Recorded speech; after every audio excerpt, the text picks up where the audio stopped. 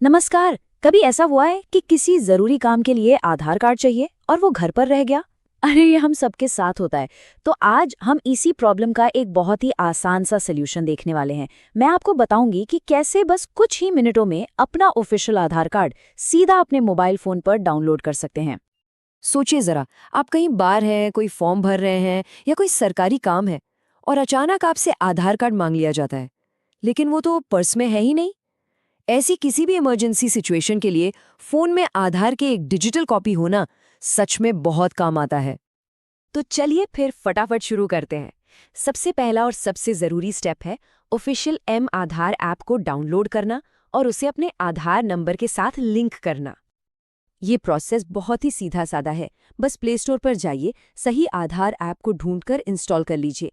App खोलते ही बस शुरू करने के लिए अपना 12 अंकों का आधार नंबर डालना है। इसके बाद जो भी नियम और शर्तें हैं उन्हें एक्सेप्ट करके आगे बढ़ जाना है। ठीक है, तो अब आपका आधार नंबर ऐप में एंटर हो चुका है। अब अगला कदम है आपकी पहचान को कंफर्म करना। आपकी सेफ्टी के लिए ऐप 2 आसान तरीकों से ये पक्का करेगा कि ये आप ही हैं जो इसे इस्तेमाल कर रहे हैं। तो पहचान कंफर्म करने का पहला तरीका है सिम वेरिफिकेशन। ये चेक करने के लिए कि आपका रजिस्टर्ड मोबाइल नंबर आपके ही पास है, ऐप आपके फ़ोन से खुद ब खुद एक एसएमएस भेजेगा। हाँ, और यहाँ एक बहुत ही ज़रूरी बात है जिसका ख्याल रखना है। अगर सिम में बैलेंस नहीं हुआ तो वो वेरिफिकेशन वाला एसएमएस जा ही नहीं पाएगा और प्रोसेस वहीं अटक जाएगा। ये एक बहुत कॉमन प्रॉब्लम है, तो शुरू करने से पहले एक बार बैलेंस ज़रूर चेक कर लें। सिम वेरीफाई होने के बाद अब बारी आती है फेस ऑथेंटिकेशन की। ये भी बहुत आसान है। बस स्क्रीन पर जो इंस्ट्रक्शंस हैं उन्हें फॉलो करें।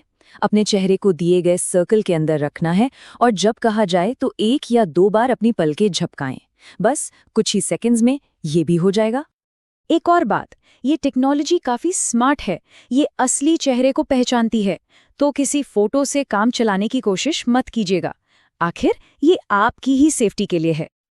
बहुत बढ़िया, पहचान की पुष्टि हो गई है। अब हम आ गए हैं आखिरी सेटअप स्टेप्स पर।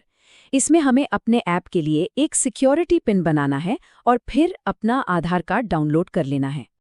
जैसे ही फेस स्कैन सक्सेसफुल होगा, ऐप आपसे 6 अंकों का एक सिक्योरिटी पिन बनाने को कहेगा। इसे सेट करने के बाद आप ऐप के मेन स्क्रीन यानी डैशबोर्ड पर पहुंच जाएंगे।